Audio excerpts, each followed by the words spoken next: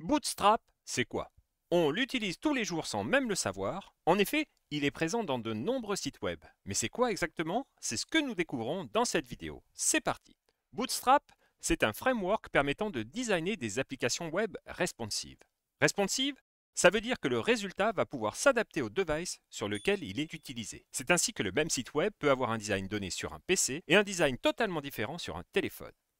Bootstrap contient essentiellement du HTML et du CSS. En option, il y a aussi du JavaScript pour le côté dynamique. À l'origine, Bootstrap a été créé par deux développeurs de chez Twitter.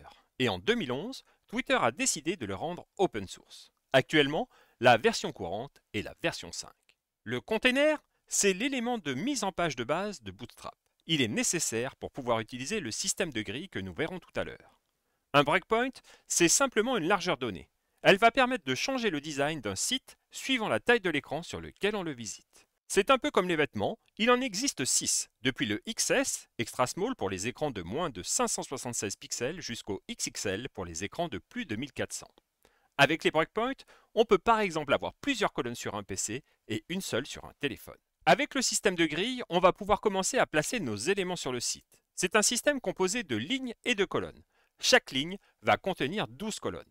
Par défaut, chaque colonne va prendre sa place. Par exemple, s'il y a deux colonnes, chacune prendra la moitié de la largeur de l'écran. Mais on peut très bien spécifier une largeur de colonne avec un nombre de 2 à 12. C'est un peu comme la fusion des colonnes dans Excel.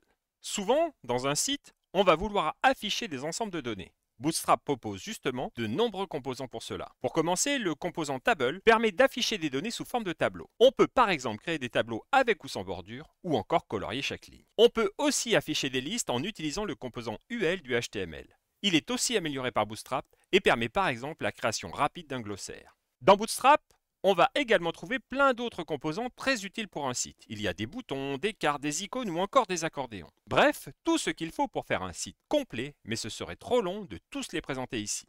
Regardons plutôt un exemple rapide pour mieux comprendre. Je t'ai mis cet exemple dans la description de la vidéo. Dans cet exemple, regardons-le ensemble, c'est une simple page HTML dans laquelle on va charger le CSS et le JavaScript de Bootstrap.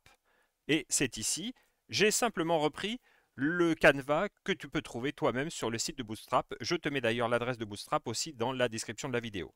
Ici, une fois que Bootstrap est donc chargé, on va pouvoir utiliser nos classes row et nos classes colonnes pour pouvoir définir notre grille. Par exemple ici, on va définir une ligne, on ajoute border pour pouvoir encadrer cette ligne, ça sera plus visible à l'écran, et on lui met deux colonnes.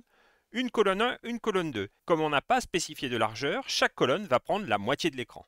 Par contre, dans le deuxième exemple, en dessous, on a spécifié une largeur de 9, c'est-à-dire que sur les 12 colonnes, souvenez-vous, du modèle de grille Bootstrap, on va prendre pour cette colonne 9 places.